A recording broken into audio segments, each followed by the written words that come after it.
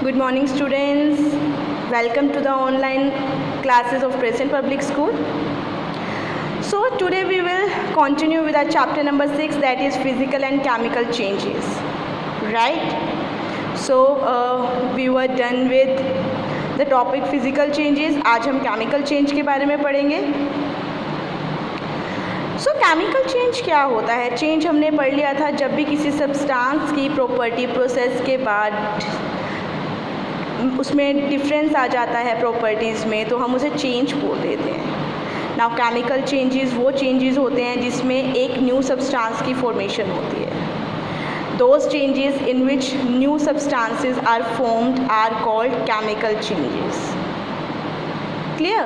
एक नया सब्सटेंस बनेगा, लाइक आपने जो भी रिएक्टेंट्स लिए हैं और जो प्रोडक्ट्स लिए हैं, उन प्रोडक्ट्स में क्या बनेगा? एक नया सब्सटेंस बनेगा. क्लियर? उसके बाद हम देखते हैं इसकी कैरेक्टरिस्टिक्स क्या हैं. अब हमने देख लिया कि एक नए सब्सटेंस की फॉर्मेशन हो रही है, तो हम देखेंगे कि इसकी कैरेक्टरिस्टिक्स क्या क्या हैं. इसकी जो कैरेक्टरिस्टिक्स हैं वो ये तो है, सबसे पहले तो मैंने आपको यही बता दिया है कि क्या है कि एक नए सब्सटेंस की फॉर्मेशन होगी. ठीक है, वन और more new substances will be formed in a chemical change. उसके बाद मैंने अभी बताया कि इसके अंदर केमिकल रिएक्शंस होंगी, तो मतलब कि बॉन्डिंग होगी, ब्रेकेज होगा बॉन्ड्स का, एटम्स का. राइट? तो इसमें क्या होता है कि जो इसमें प्रोडक्ट बना है या जो इसमें चेंज आया है, that is a permanent change. Clear? Permanent change है. परमानेंट चेंज का मतलब कि जो हमारे पास प्रोडक्ट बना है वो दोबारा से अपने रिएक्टेंट में चेंज नहीं हो सकता है. ये जो रिएक्शन है तो मतलब क्या हुई? इरिवर्सिबल रिएक्शन हुई. क्लियर? तो ये हमारे पास क्या हुई? इरिवर्सिबल रिएक्शन हुई. So one more new substance is formed in a chemical change, and the second one is it is a permanent change and it usually cannot be reversed. जो product है वो अपने ओरिजिनल सब्सटेंस में change कभी भी change नहीं होगा. वो वैसे क्योंकि वो परमानेंट है, टेम्परेरी तो है नहीं जैसे फिजिकल चेंज में था.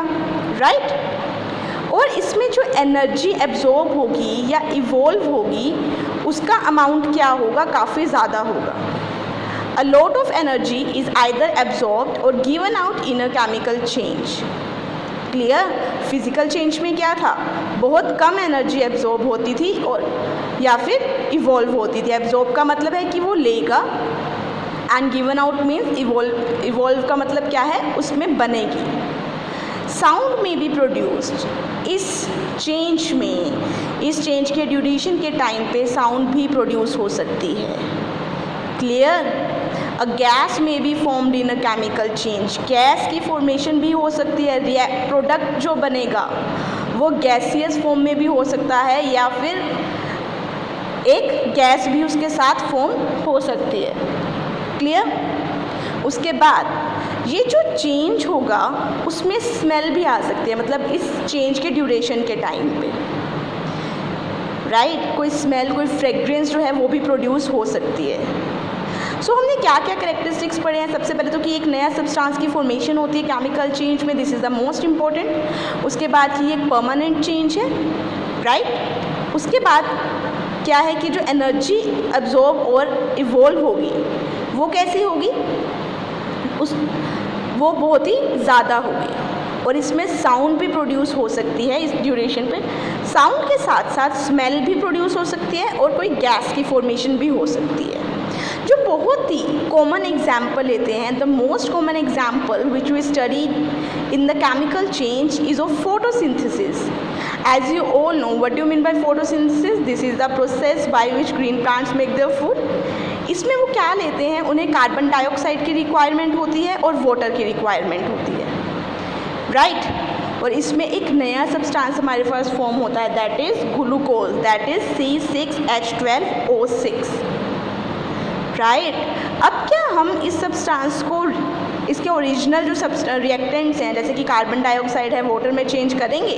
कर सकते हैं? नहीं कर सकते. एग्जैक्टली उसी अमाउंट में हम चेंज नहीं कर सकते. राइट? तो ये क्या हुआ? परमानेंट चेंज आया इसके अंदर. और इसके अंदर एक और प्रॉपर्टी भी क्या हो रही है यहाँ पे? लाइक ऑक्सीजन जो है वो इवॉल्व हो रही है, जो हमने पढ़ा था गैस में भी formed in a chemical change, इसमें एक गैस की फॉर्मेशन भी हो रही है, और जो हमारे पास सब्सटेंस जो हमारे पास प्रोडक्ट बन रहा है glucose that is C6H12O6, it can not be reversed into the reactants. So I hope ये वाला एग्जाम्पल आपको अच्छे से समझ में आया होगा।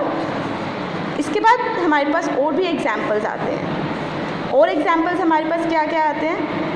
सबसे पहले हम देखते हैं प्रोसेस ऑफ डाइजेशन का। Yes, when we eat food, when we take food into our body, उस टाइम पे क्या होता है, वो कॉम्प्लेक्स स्ट्रक्चर में होता है, बड़े बड़े मॉलिक्यूल्स की फॉर्म में होता है,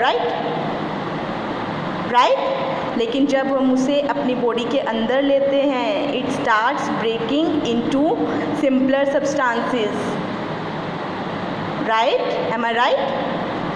ठीक है, तो क्या होता है, कॉम्प्लेक्स जो फूड होता है वो सिंपलर सब्सटेंसेस में चेंज हो जाता है। उसके बाद उसके जो बिल्कुल माइन्यूट जो प्रोडक्ट्स होते हैं, जैसे कि प्रोटीन्स होते हैं, ठीक है, और हमारे पास फैट होता है, वो बिल्कुल उसके स्मॉलर यूनिट्स में कन्वर्ट हो जाता है। तो क्या आप उन स्मॉलर यूनिट्स को दोबारा से आप चेंज कर सकते हैं? कॉम्प्लेक्स फूड में नहीं कर सकते, राइट। तो हमारे पास क्या हो जाता है, ये भी क्या हो गया, हमारे पास केमिकल चेंज हो गया। क्लियर? उसके बाद हमारे पास आता है the explosion of a firework. आपने पटाखे फोड़े, तो उसमें क्या हो जाएगा, क्या होगा, उसमें एक साउंड प्रोड्यूस होती है, फ्रेग्रेंस या फिर स्मेल भी प्रोड्यूस होती है। तो ये भी क्या कैरेक्टरिस्टिक्स शो कर रहा है, केमिकल चेंज की।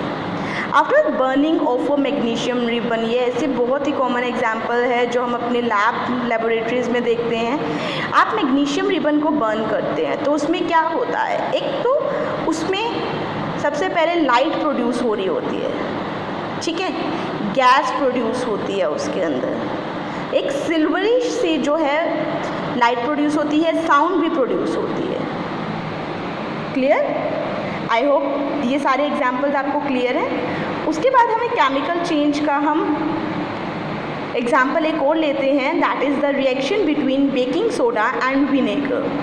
Baking soda is sodium hydrogen carbonate, that is baking soda. इसका कॉमन नेम क्या है, बेकिंग सोडा, और इसका साइंटिफिक नेम जो हम यूज़ करते हैं that is sodium hydrogen carbonate. इसकी हमने रिएक्शन किसके साथ करवाई है, एसिटिक एसिड के साथ। Clear? Acetic acid is vinegar, सिरका जिसको हम कॉमनली नेम यूज़ करते हैं अपने घरों में। सो इसके रिएक्शन से हमारे पास क्या बनता है, सोडियम एसीटेट बनता है, और कार्बन डाइऑक्साइड की फॉर्मेशन होती है, और वाटर की फॉर्मेशन होती है। सो देखिए इसके अंदर भी एक क्या हो रही है, गैस इवॉल्व हो रही है। इनके फॉर्मूलाज मैं आपको बता देती हूँ, लाइक सोडियम हाइड्रोजन कार्बोनेट को हम NaHCO3 लिखते हैं, एसिटिक एसिड को हम CH3COOH राइट करते हैं, सोडियम एसीटेट को हम CH3COONA राइट करते हैं, कार्बन डाइऑक्साइड को CO2, एंड वाटर का मॉलिक्यूल जो वाटर का जो फॉर्मूला है वो तो आप लोगों को पता ही है, दैट इज़ H2O, राइट। सो जब हम इन दोनों की रिएक्शन कराते हैं, हमने एक टेस्ट ट्यूब ली, उसके अंदर हमने बेकिंग सोडा के साथ हमने विनेगर ऐड कर दिया, तो हमारे पास क्या किस चीज़ की फॉर्मेशन हो रही है, कार्बन डाइऑक्साइड गैस की, जो किस चीज़ की कैरेक्टरिस्टिक है, केमिकल चेंज की, राइट। सो हमारे पास हम कुछ डिफरेंसेस देखते हैं फिजिकल एंड केमिकल चेंजेस के अंदर। फर्स्ट वन इज़ जो हमने बहुत ज़्यादा हमने इसके बारे में पढ़ा है, that no new substances are formed in physical changes. ये हमने पढ़ा था, ठीक है, कोई नया सब्सटेंस की फॉर्मेशन नहीं होती है, और केमिकल चेंज में क्या होता है, एक नए सब्सटेंस की फॉर्मेशन होती है। फिजिकल चेंज एक टेम्परेरी चेंज है, जबकि केमिकल चेंज एक परमानेंट चेंज है।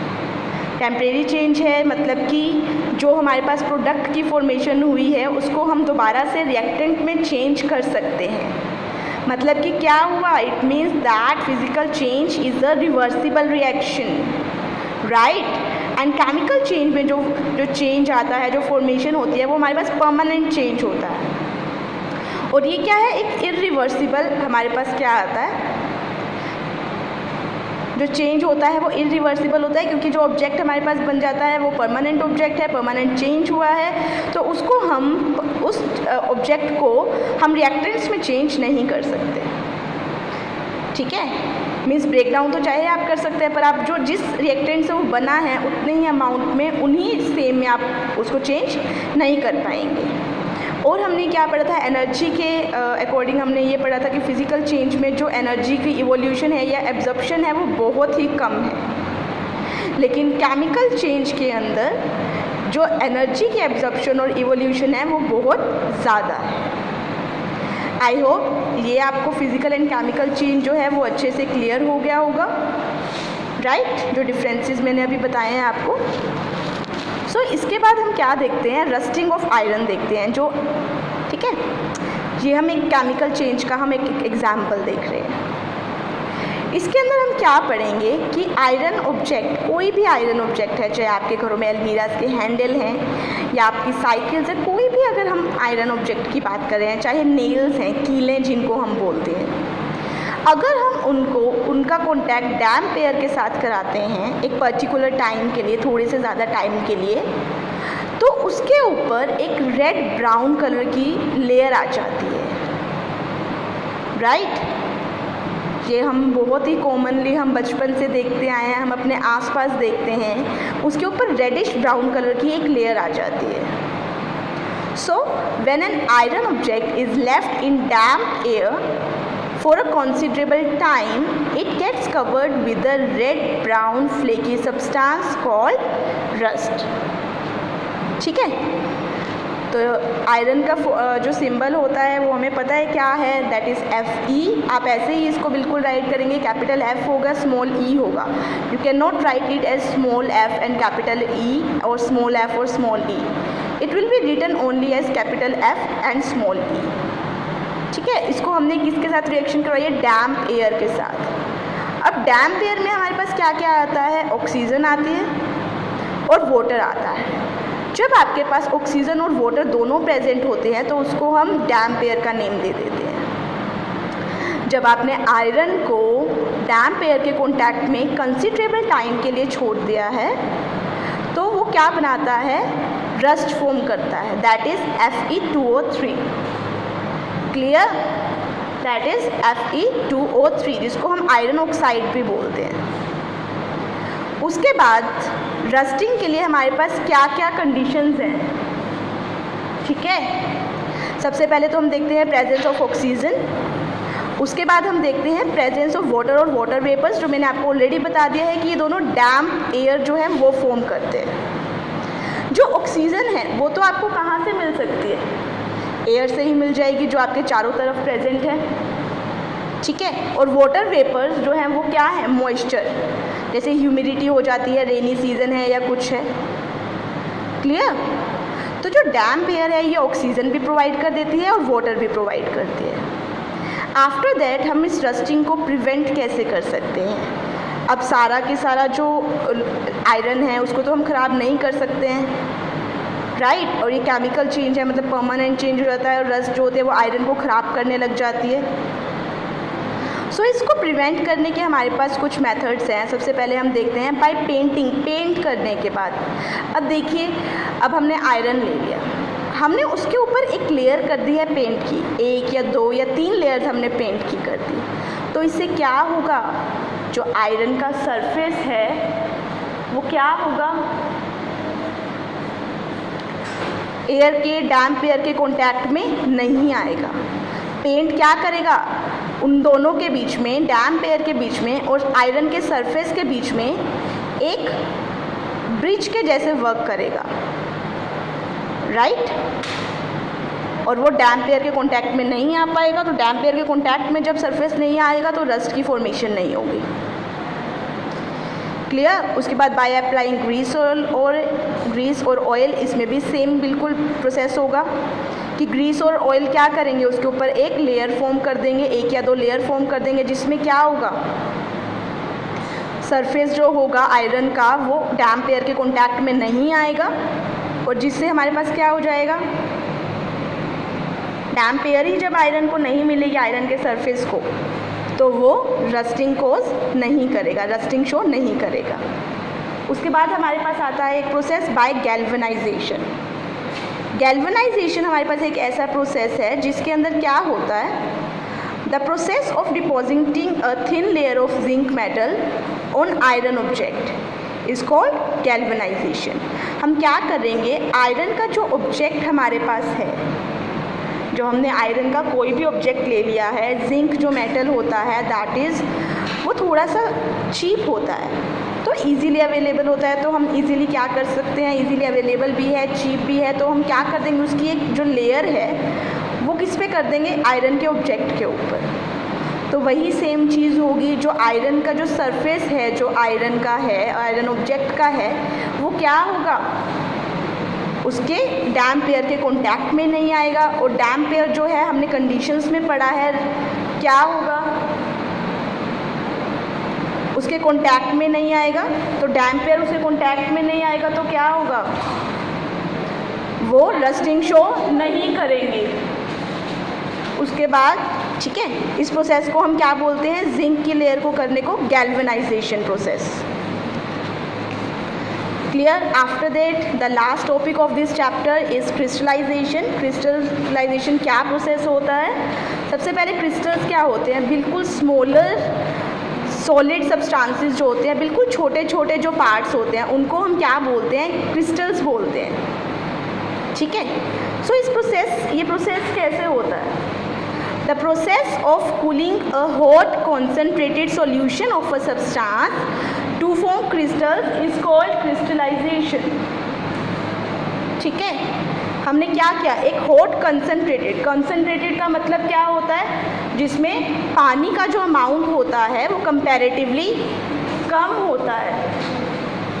ठीक है, उसको जब हम क्या करते हैं, कूल करते हैं, तो हमारे पास क्रिस्टल्स की फॉर्मेशन हो जाती है, और इस पूरे प्रोसेस को हम क्रिस्टलाइजेशन कहते हैं। ये हम करते क्यों हैं, क्योंकि इससे हमें बिल्कुल प्योर जो क्रिस्टल्स हैं उसकी फॉर्मेशन होती है। जैसे कि हमने हॉट कॉन्सेंट्रेटेड जो सॉल्यूशन लिया है, अगर हमने वो इम्प्योर सॉलिड सब्सटेंस ले लिया, मान लीजिए, मतलब उसके अंदर बहुत सारी इम्प्योरिटीज़ हैं, तो जब हम ये प्रोसेस करेंगे तो हमारे पास किस चीज़ की फॉर्मेशन होगी, प्योर सॉलिड सब्सटेंस की। क्रिस्टल्स भी क्या है, प्योर सॉलिड सब्सटेंस है।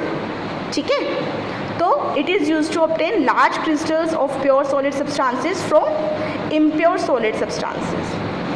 Clear? So this was the last topic of this chapter, that is physical and chemical changes. I hope आप लोगों को ये सारा की सारा चैप्टर समझ में आ गया होगा। ठीक है, और जो भी इसके बाद we will continue with the next chapter. Okay.